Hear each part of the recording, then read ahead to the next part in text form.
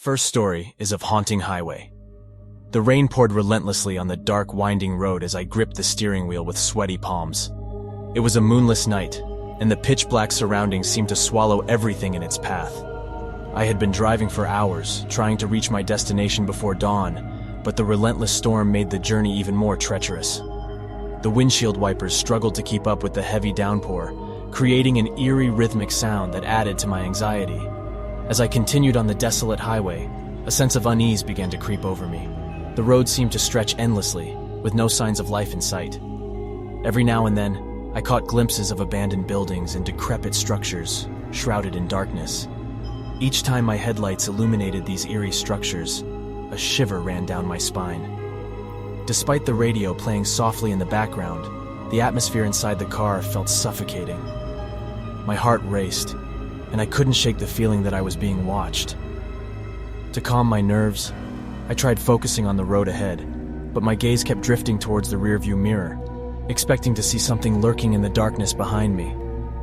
As the miles passed, I noticed an unsettling pattern. A spectral figure seemed to appear briefly in my rearview mirror, only to vanish when I turned my head to get a clearer look. I attributed it to fatigue and my mind playing tricks on me. However, as the night wore on, the apparition became more defined, its features increasingly menacing. My eyes were heavy with exhaustion, and I debated whether I should pull over and rest, but the fear of the unknown kept me moving forward. The rain had intensified, and visibility had decreased significantly. I squinted through the windshield, struggling to make out the road ahead. Just then, the radio crackled to life, emitting a low, eerie hum. I reached out to turn it off, but before my fingers could touch the knob, a voice emerged from the static, faint but unmistakable. "Turn back," it whispered. The hairs on the back of my neck stood on end, and I glanced around in horror, expecting someone to be hiding in the back seat. But the car was empty, and the voice seemed to emanate from the very air around me. Ignoring the chilling warning, I kept driving, my heart pounding in my chest. The apparition in the rearview mirror had grown more vivid, now resembling a woman with pale skin and long disheveled hair. Her eyes were hollow, and an aura of sadness surrounded her. I couldn't help but feel an overwhelming sense of sorrow, as if the spirit was desperately trying to convey a message. In a desperate attempt to escape the haunting figure, I increased my speed, hoping to put some distance between us. However, the faster I drove, the closer she seemed to get, appearing in the back seat, inches away from me. Her ghastly face loomed in the rearview mirror, causing me to lose control of the car. The vehicle spun wildly across the slippery road, and in the midst of the chaos, I heard her voice again, this time louder, more anguished. "Leave this place," she pleaded, her words seeping into my very soul. As if in response, the radio blared with static, and her haunting cries echoed through the car's speakers. Terror consumed me, and I knew I had to escape the clutches of this ghostly apparition. My hands trembled as I dialed the emergency number on my phone, hoping for a lifeline in this nightmarish situation. But to my dismay, there was no signal. The phone displayed a message that sent a chill down my spine. No service. Lost in a web of terror, I noticed a faint glow in the distance. Through the rain and darkness, I could make out the silhouette of an old, dilapidated house. Desperation took over, and I prayed that someone inside might offer assistance or a means to escape this nightmare. I pulled up to the crumbling structure, and the rain seemed to intensify around the house, as if nature itself was warning me to stay away. Ignoring the ominous feeling, I stepped out of the car, hesitating for a moment before knocking on the door. Each knock echoed through the night, amplifying my anxiety.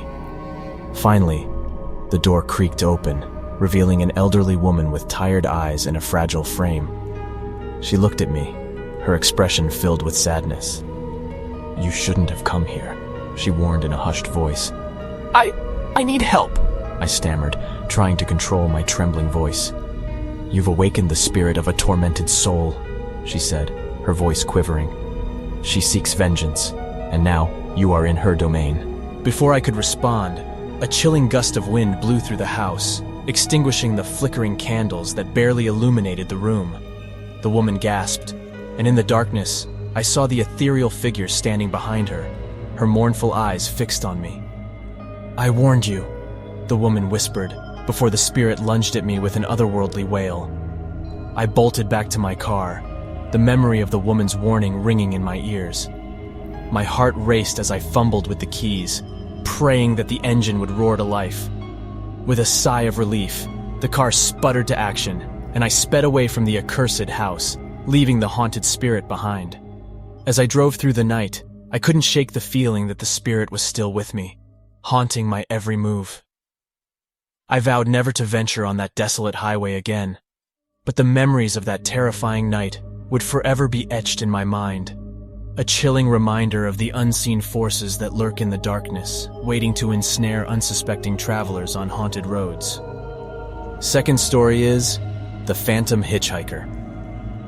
It was a moonless night, and the darkness seemed to swallow everything on the lonely stretch of road. Rain splattered against my windshield, creating a distorted view of the world outside. The rhythmic hum of the engine and the sound of raindrops were the only companions on this desolate drive. I was returning home from a long trip, tired and eager to get back. The highway cut through dense woods, and the shadows seemed to dance menacingly with each passing mile.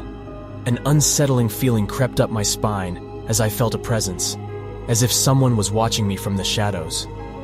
Trying to shake off the unease, I focused on the road ahead. But just when I thought I was alone, I spotted a figure in the distance, standing on the roadside, partially hidden by the overhanging branches of a tree. The person was drenched, with their thumb out, hitchhiking. A mixture of sympathy and concern washed over me.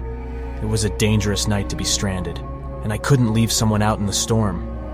Against my better judgment, I decided to pull over and offer a ride. As I approached, I could see the hitchhiker more clearly. The figure was obscured by the rain, but I could make out a slender form, dressed in outdated clothing. They looked like they didn't belong in this time, an anomaly on this empty road. I rolled down my window and called out to the stranger, "Hey, do you need a ride?" The person turned towards me, and in the dim glow of my headlights, their face appeared gaunt and pale, with hollow eyes that seemed to penetrate my very soul. Despite the eerie sight, I tried to brush it off as a trick of the light and the rain playing games with my mind. "Thank you," the hitchhiker said softly, their voice as hollow as their eyes. "I've been waiting for a long time." I felt a shiver run down my spine, but I brushed it off as the chill of the night. The hitchhiker climbed into the passenger seat, and I noticed the dampness that clung to their clothes. "Where are you headed?" I asked, trying to make conversation to break the uneasy silence. "Just keep driving straight," they replied, their voice carrying an otherworldly undertone. "I'll tell you when to stop." As I resumed driving, the feeling of being watched intensified. The hitchhiker remained silent, staring out into the darkness as if searching for something in the void. Each passing minute felt like an eternity, and the weight of the silence was suffocating. Finally, unable to bear the tension, I asked, "What's your name?" "Emily," they replied softly. We continued driving in silence, and every time I glanced at Emily, I felt a sense of unease. It was as if something was off about them, something that didn't quite belong in this world. But I tried to push these thoughts aside, attributing them to exhaustion and an overactive imagination. As we approached a bridge over a murky river, Emily spoke up, "Stop here, please." I pulled over, confused. "Are you sure there's nothing here?" "Please, I need to go," they said, their voice tinged with urgency. Feeling uneasy but not wanting to leave them stranded, I complied. Emily stepped out into the rain, turning to face me one last time. "Thank you for the ride," they said, their eyes gleaming with an inexplicable sadness. Before I could respond, they vanished into the night, disappearing into the darkness like a specter. The feeling of being watched intensified, and I quickly rolled up the windows, suddenly aware of the silence that enveloped the car. With trembling hands, I drove away from the desolate bridge, my heart pounding in my chest. As I continued down the road, I couldn't shake the feeling that Emily was still with me, somehow present in the car even though I had seen them disappear. The rain intensified, and the windshield wipers struggled to keep up. I squinted through the downpour, and my heart nearly stopped when I saw a faint, ghostly figure sitting in the back seat, water dripping from their form, pooling on the floor of the car. My breath caught in my throat, and I couldn't tear my eyes away from the ethereal sight. The figure looked back at me with those hollow eyes, and a chilling realization washed over me.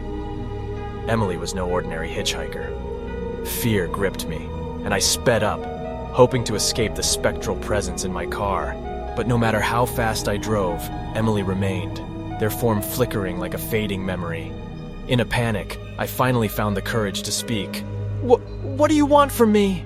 Their voice echoed through the car, sending a shiver down my spine. I died on this road, forgotten and alone. Now, I seek companionship in those who cross my path. My heart sank, and I knew I had picked up a lost soul, one who was doomed to wander this highway for eternity. The weight of their sorrow filled the car, and I couldn't help but feel a profound sadness for Emily's tragic fate. In the distance, I saw a glimmer of light, a gas station that offered a flicker of hope. I swerved into the lot, my tires screeching against the wet pavement. As I came to a stop, I glanced back to find Emily gone, leaving nothing but wet footprints on the seat. Shaken to the core, I stepped out of the car, glancing around nervously. The gas station attendant looked at me curiously, and I mustered a weak smile, trying to hide the terror that still gripped me. I think I picked up a hitchhiker back there," I said, my voice trembling. "But they disappeared." The attendant's face turned grave, and he nodded solemnly. "You're not the first to encounter the phantom hitchhiker on this road. It's said that the spirit of a young woman named Emily haunts this stretch, forever looking for someone to keep her company on her final journey." My blood ran cold as I realized the truth. The spectral hitchhiker had been a ghost all along. As I left the gas station, I couldn't shake the feeling of Emily's presence lingering in the car. Her lonely spirit still sought companionship, forever bound to roam the haunted highway, awaiting the next unsuspecting traveler to cross her path. From that night on, I vowed to never drive that road again, haunted by the memory of the phantom hitchhiker. Last story is of the haunted crossroads. It was a foggy night as I drove along a desolate country road, surrounded by fields on both sides. The fog clung to the ground, creating an eerie atmosphere that obscured my view. The road ahead seemed to stretch into infinity, and the only sound was the soft hum of the engine. As I navigated through the dense fog, I noticed an unusual crossroads up ahead. The crossroads appeared to be ancient, the stone pathway worn and weathered by time. A shiver ran down my spine as I approached the intersection, sensing an unsettling energy emanating from the very ground beneath me. An old legend echoed in my mind, one that warned travelers of the haunted crossroads, a place where restless spirits roamed and crossed into the realm of the living. I tried to brush it off as mere folklore, my rational mind rejecting the notion of supernatural occurrences. However, as I reached the crossroads, the fog seemed to thicken, enveloping my car in a suffocating haze. My heart quickened, and an inexplicable sense of dread washed over me. I considered turning back, but the fog had grown too dense, obscuring my path in all directions. I decided to push forward, my knuckles turning white as I gripped the steering wheel. In the distance, I saw a faint light, flickering like a distant star in the foggy night. Against my better judgment, I followed the light, hoping it would lead me out of the ominous crossroads. As I approached the source of the light, my heart sank. It was an old gas station, seemingly abandoned for years. The lights inside flickered weakly, casting eerie shadows on the walls. I hesitated for a moment before deciding to check for any signs of life or assistance. Stepping out of the car, I felt a chill in the air that had nothing to do with the fog. The gas station seemed frozen in time, like a snapshot from the past. An old rusty sign creaked overhead, and the eerie silence was broken only by the distant howling of the wind. "Hello!" I called out, my voice echoing through the empty station. "Is anyone here?" No response came, and I ventured further inside, feeling like an intruder in a long-forgotten place. The shelves were stocked with dusty bottles and decaying snacks, as if the station had been abandoned in a hurry. Just as I was about to turn back, a faint whisper echoed from the darkness. "Help me!" Startled, I turned towards the voice, trying to locate its source. "Who's there? Show yourself!" A figure emerged from the shadows, a woman with disheveled hair and tattered clothing. Her eyes were hollow, and her presence sent shivers down my spine. "Please help me," she pleaded, her voice trembling. "What happened to you?" I asked, my heart going out to the apparition. "I died here, alone and forgotten," she said, her voice filled with sorrow. "I've been trapped in this place ever since, unable to find peace." "I'm so sorry," I whispered, unsure of how to comfort a ghost. "Is there anything I can do for you?" Her eyes seemed to search my soul, and she finally spoke. "There's a grave, not far from here. If you can find it and offer a prayer for my soul, perhaps I can find rest." Without hesitation, I promised to help her find peace. She provided vague directions to the gravesite, and as I left the gas station, I couldn't shake the feeling of being watched by unseen eyes.